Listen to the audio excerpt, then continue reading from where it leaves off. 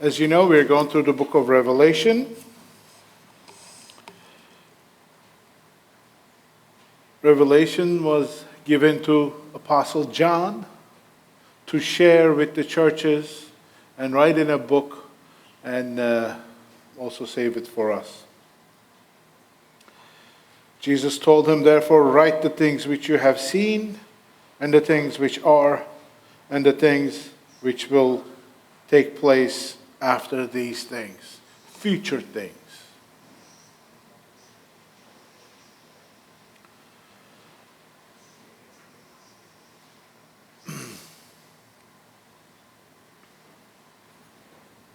And then he told them to write to the 7 churches. We said the 7 churches were 7 actual churches in what's today known as Aegean coast of Turkey. And they also symbolize 7 church periods in church history. So they come in chronological order. Last week we looked at the church of Ephesus, which had lost its first love. Today we're going to look at the next church, which is the church in Smyrna. Somebody's headphones are staticking. Is it on? Is it off?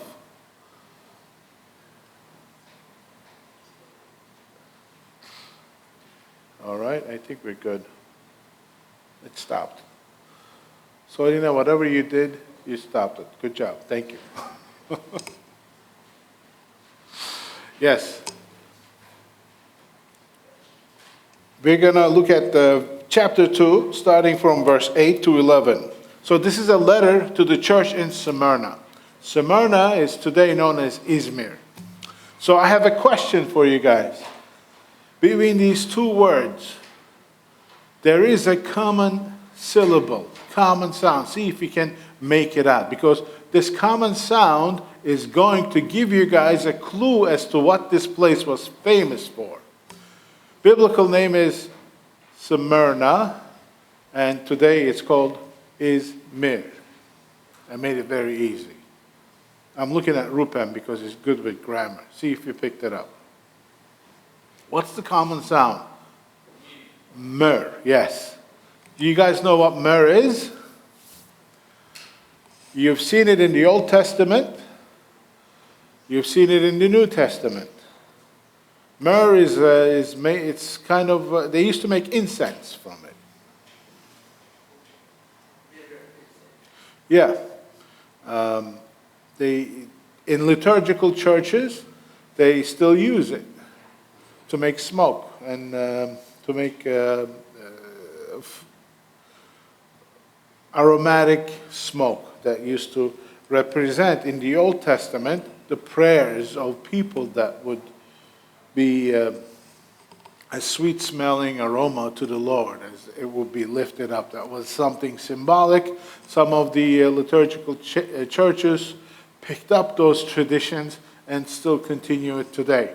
Also, myrrh was one of the gifts that was given to Jesus, as you know, by the wise men.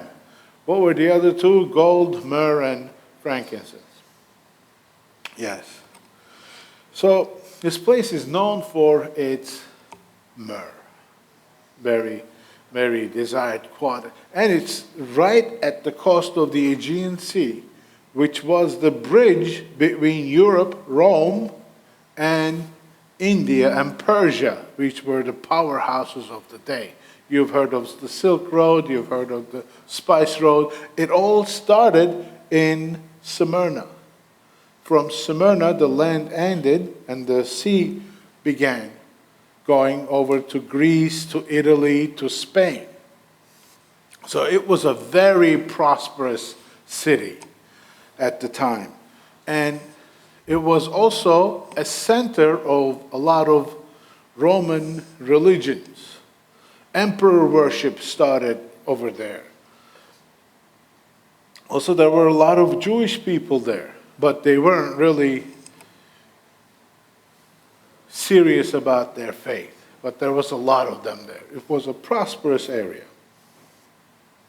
So, this is a message, a letter written to the church in Smyrna.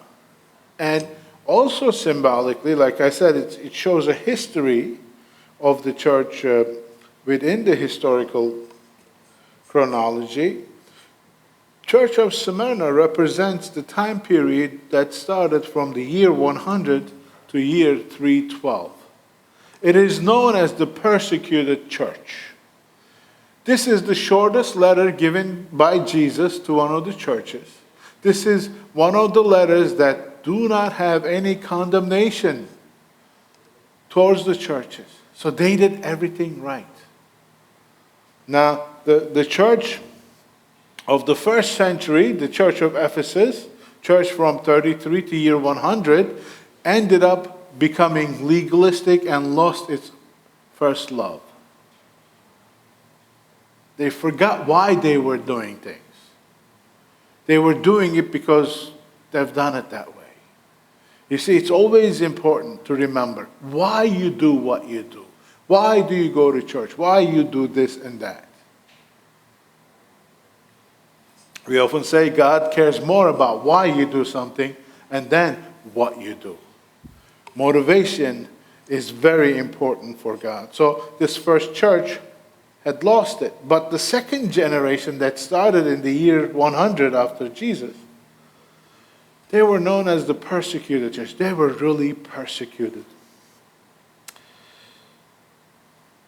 Jesus says this to John to tell them, and to the angel of the church in Smyrna. We know what the angel is, the pastor, the person who is leading the place. Write to the pastor of Smyrna and say, the first and the last, that is always who? God. Whenever you see in the Bible, Old and New Testament, the phrase first and the last, or Alpha and the Omega, or the beginning and the end, it's always God. And something interesting here. And was dead and has now come to life, says this. Now, who are we talking about here? We're talking about Jesus specifically. Now, why am I making this point? There are those that might try to tell you that Jesus himself never said he was God. Well, here's yet another proof that Jesus is calling himself God. He says, I am the first and the last. I was dead and I am alive. Who is that? That's Jesus. If Jehovah's Witnesses might question you on this, Mormons might, Christian Scientists still believe that, if they're still around. And also, there are other religions that say Jesus never claimed to be God. Well, he did, and this is one of the instances you can use. It's very clear cut.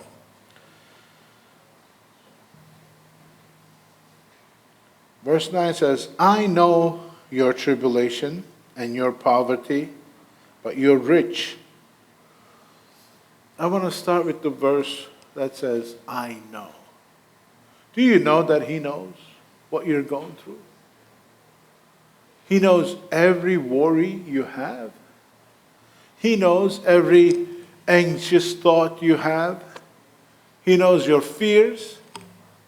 He knows your insecurities. He knows your shortcomings.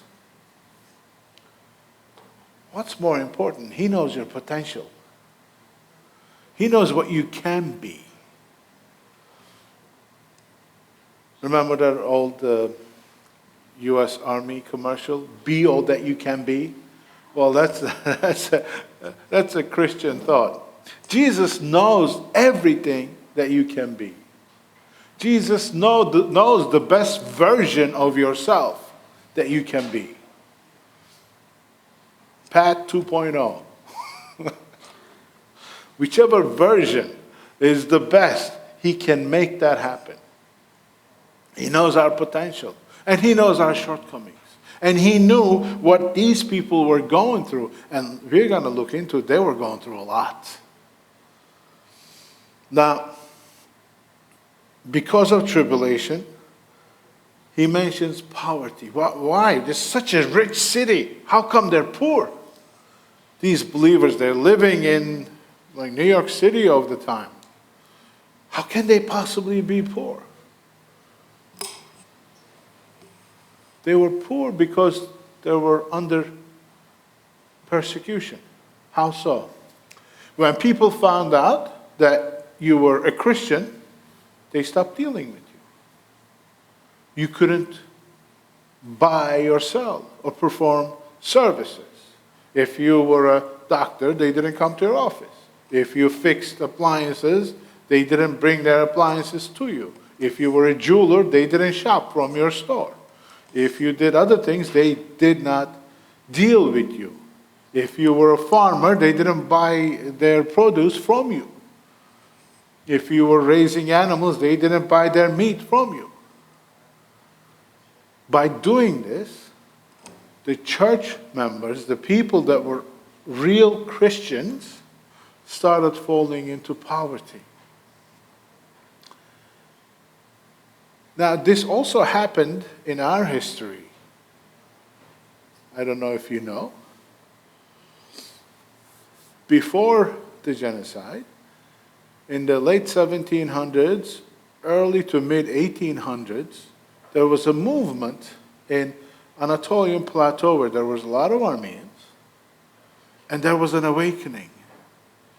Armenians were reading their Bibles, realizing certain things, and they were understanding, wait, that God wants more from us. This whole symbolism, traditional stuff is good, but this is not what God's after. So they started having Bible studies, reading their Bible and discussing it among themselves and this and that. So for doing that, these people were ostracized by the predominant culture of the church. And they stopped dealing with them. They stopped buying and selling from them. They said these guys left their faith and they weren't really following the church anymore, and therefore they needed to be ostracized. They stopped marrying with them. So they pushed them out of their life. So most of these people, what they had to do is they had to travel great distances to sell their stuff, or people that didn't know them. So this happens, unfortunately, even in Christian circles. They were poor. Not only that, it is believed that their houses and their money and everything they had was confiscated by the Roman government, because there was persecution against the Christians. Now, these Christians were not like most of the Christians today, where they're Christian in name only. If you ask, I guess on the census it says like over 50% of America considers themselves Christian. I wish that was the case. That's not the case. We're talking about true Christians here. Christians that were suffering, and they were not giving up their faith under persecution, in opposition to persecution. They didn't give up. And Jesus is commending them for doing this. I know your tribulation and your poverty, but, he says, you're rich. Yes, you're poor. You heard the saying, as poor as a church mouse, because churches don't really have money. So, you're poor, you don't have anything, you're considering yourself less than. But Jesus says, in my eyes, you are rich. You have no idea how rich you are. Because it's not about this world. It's not about money that's in the bank or under your mattress, or the money you're driving, or money you're living in, or money that you're wearing. It's not about that. That's not rich. That's just going to burn. What matters, true riches, is the one that's eternal. True riches is what you're going to enjoy forever, not for 70, 80, 100 years on earth. That's not rich. That's temporary. That's passing. It's all going to burn. We're all going to leave it back here. You probably heard this cliche. I've never seen a U-Haul behind a casket. So what is that? You're not taking anything with you.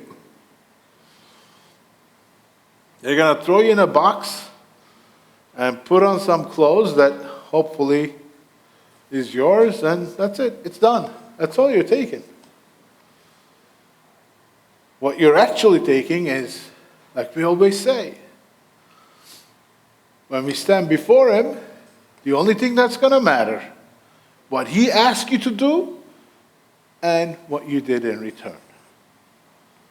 Did you come to faith? That's the first thing. Are you a true believer?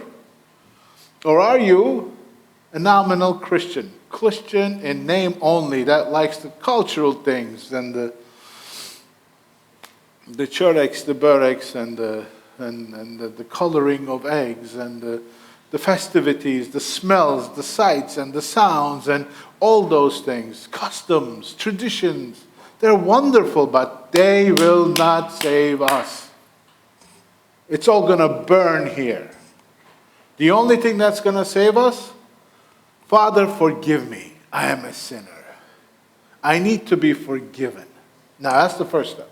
After that, what matters is, okay, now that you're saved, why are you here? He has a purpose for you.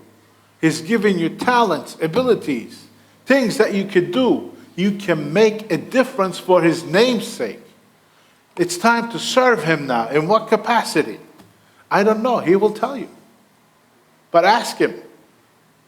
Some people dictate to Him, I want to do this for you, I want to do that for you. Well, most of the time that's not accurate. You ask Him, He will tell you.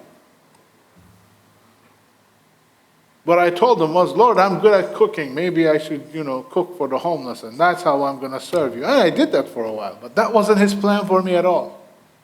He had different things. Ask Him. Don't tell Him. Ask Him. He will tell you. And then as you serve Him the way He wants you to, that's when you're making eternal treasures. That's when you're making riches, but not here. He might give you riches here. You're never going to go hungry. You're not going to be homeless. He has a promise. He says, I will always give you what you need. Don't ever worry about that.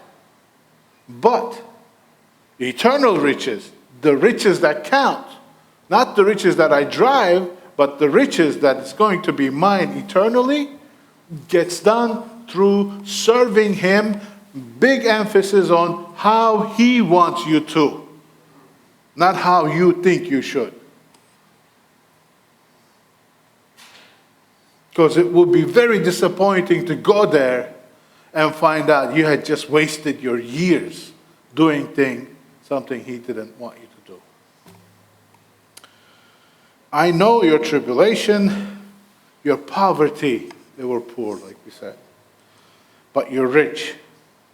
And the blasphemy of those who say they're Jews, but are not, but are a synagogue of Satan. Now there were Jews there. Who is a Jew? According to the book of Romans, Jew is a person who's been circumcised in the heart. He is the spiritual child of Abraham, right? So you might be born into a Jewish family, but that does not make you Jewish, according to Old Testament and New Testament. But people don't know much about that. They don't care about that. That's why Satan is so effective in using culture, using pedigree, using traditions to make people feel good about their identity in God. Your culture has nothing to do with your identity in God. My children are not guaranteed to be believers. They're born into a Christian family, yes, and we will do the best that we can to teach them. But they have to make a choice. Nobody is born a Christian. You guys know this, right? Nobody is born a Christian. Everybody must choose to become a Christian. If you're here today thinking that you're born Christian, you're mistaken. You must confess, repent, turn around, and dedicate your life to the Lord. Do not fear, verse 10 says, what you're about to suffer. Let me tell you, they suffered. What was done, their poverty was just the beginning. These people were put to death. These people were beaten up, bloodied up, and sewn into animal skins and thrown into wild animals. And people watched them being ripped apart by lions and wild dogs, because, they would take a cow's hide, they would put this Christian in there, sew the hide, so that lion or that pack of dogs thinks that there's a wounded cow there, so they attack. Meanwhile, they're taking apart the people that are in there. They would fry them in oil. They would put them on the stakes, dip them in pitch, and light them and use them as lanterns.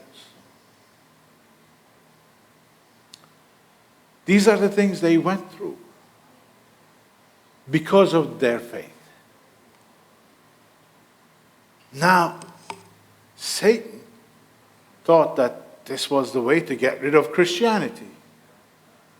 But he was wrong. Do you know what happened? Church grew. Would you imagine becoming a Christian under those circumstances? Well, it did. It had one of the fastest growth spurts ever. Even under those persecutions, even under these treacherous situations, people were coming to faith in Jesus.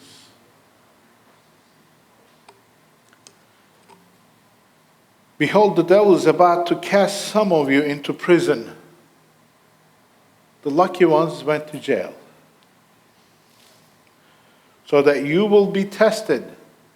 But remember, every time there is a mishap, when things do not go right, remember, it might be a test. Your faith might be tested.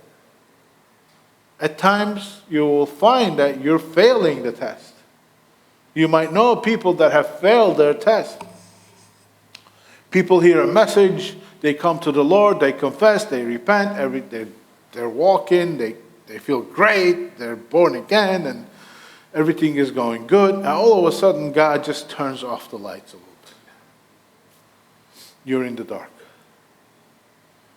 Maybe you're having relationship problems all of a sudden, or you lose your job or your business all of a sudden. Something happens. What are you going to do? Something unexpected happens. What are you going to do? Your faith is being tested. What do? You persevere. You don't give up on your faith. You don't give up on what God is telling you to do. You keep doing the right thing. The devil is about to cast some of you into prison so that you will be tested. And you will have tribulation for 10 days. What does that mean? Well, church history shows us that starting from year 100 all the way to year 312, there were a succession of 10 Roman emperors that were enemies. They hated Christianity and they persecuted them in the ways that I told you. First one was Nero, from year 54 to 68. He's the one that beheaded Paul. And he's the one that crucified Peter upside down. And then came Domitian. He was from 81 to 96. He's the one who exiled John the Apostle, who wrote this book. And then came Trajan, and then came Marcus Aurelius, and then came Severus, then came Maximinus, then came Valerian, and Aurelian, and the last one, and the worst apparently, is Diocletian. His reign ended at 305. These were 10 Roman emperors. This is what he's talking about, Jesus was talking about. You're going to have 10 days. These were the 10 Roman emperors that persecuted mercilessly in evil ways the Christians. Then Satan realized something. He said, wait a minute, this is not working. Burning the Bibles, killing and torturing Christians is not working. They're getting more and more. So he switched his strategy. Instead of persecuting, he gave them freedom. We're going to talk about that next week. The next phase in Christian history, church history, is what? Christian history, Christian religion becomes the state religion, which is free. That did more damage and continues to do today than any of those persecutions ever did. Those people that were persecuted were true Christians. And then started, we'll talk about this next week, I said, then started a whole generation of people that think they were born Christians. Cast some of you into prison, you will be tested. Be faithful until the end. I will give you the crown of life. Now, Jesus' expectation from these believers was to go through tribulation, lose their lives, go into prison. Aren't you glad that's not his expectation from you? How would you feel if you knew when you became a Christian you were going to be killed? What would you do? That your belongings, your house, your car, your business was going to be taken away from you. You were going to be poor, in need of bread. Would you still become a Christian?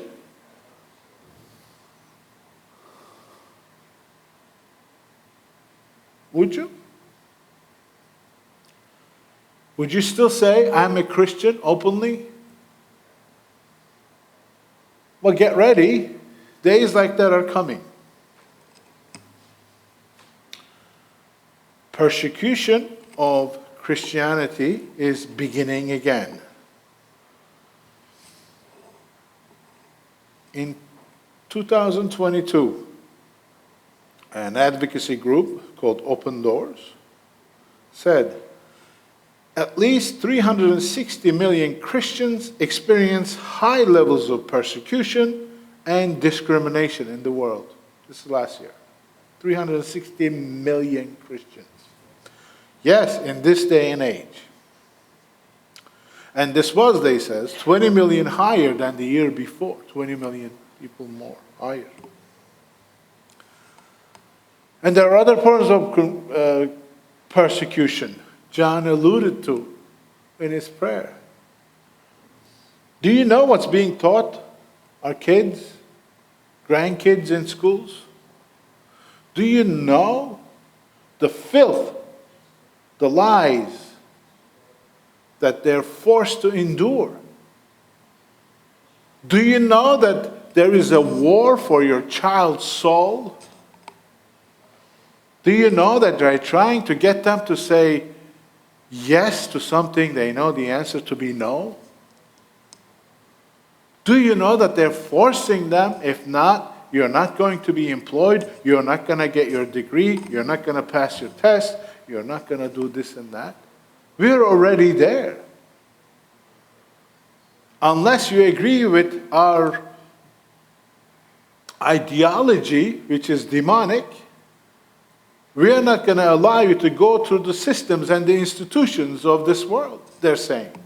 And it's only going to get worse. It might slow down according to administration to administration, but that's the direction. And there's going to come a day where a Christian is going to have to hide.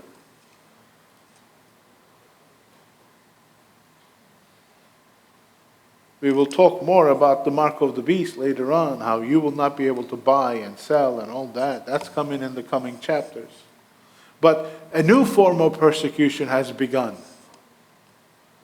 That's why it's so important to pray for a revival, a fresh pouring of the Spirit into the hearts of the people. My time is up. I want to close with this. Verse 11 is our last verse. He who has an ear, let him hear what the Spirit says to the churches. He who overcomes. We have a choice to overcome. We can be overcomers. We can overcome the pride. We can overcome the spiritual lullness. We can overcome the tricks of the enemy. We can overcome the weaknesses of our flesh. He who overcomes will not take part, will not be hurt by the second death. What is the second death? What is the first death? What's the second death? What does it mean to not be hurt by that? As you know, death means separation. When somebody dies, they're not here anymore. They're separated. Okay. First death is because of Adam and Eve's original sin. Everybody who was made out of the sand, out of the dirt, is going to turn into dirt. Dust to dust, right? We're all going to die. That's the first death. But after that, we're going to be resurrected. Not only us, everybody's going to be resurrected. You know that, right? Believer and unbeliever are going to be resurrected.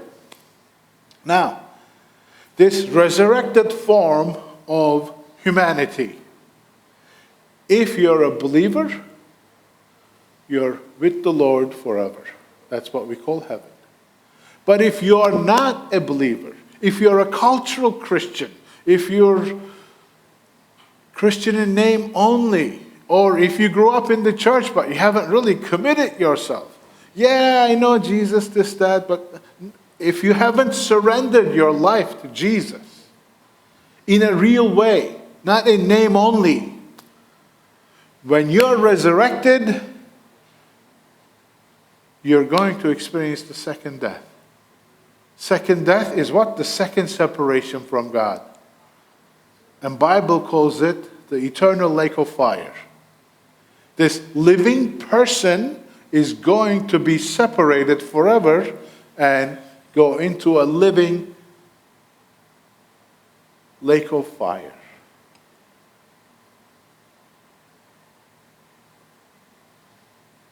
Eternal consciousness, being away from everything that is God.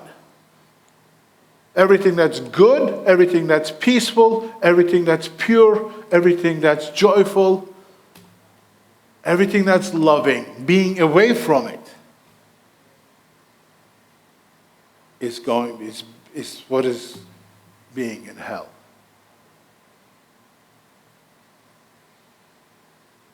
This kind of pain hurts more than just being burned. And the fact that it's forever makes it more painful. Imagine living in fear forever. Imagine living in loneliness. Imagine living in anxiety forever. Imagine not being loved and be able to love forever. Imagine not having peace forever. That's hell.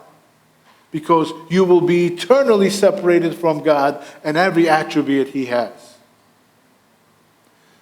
So if you're a true Christian, Jesus says, like these people were, you will not be hurt by the second death.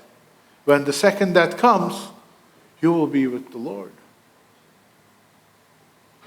Only the unbeliever, the cultural Christian, or a person that doesn't care, Oh, this is the way it is. Everybody's living this way. Come on, that's old-fashioned. That's from my grandfather's generation. Oh, my father, my mother, they belong to this way of thinking, and, why should I change? These are the words of the Scriptures. Like Jesus says, he who has ears to hear, let him hear what the Lord is telling them. God bless you.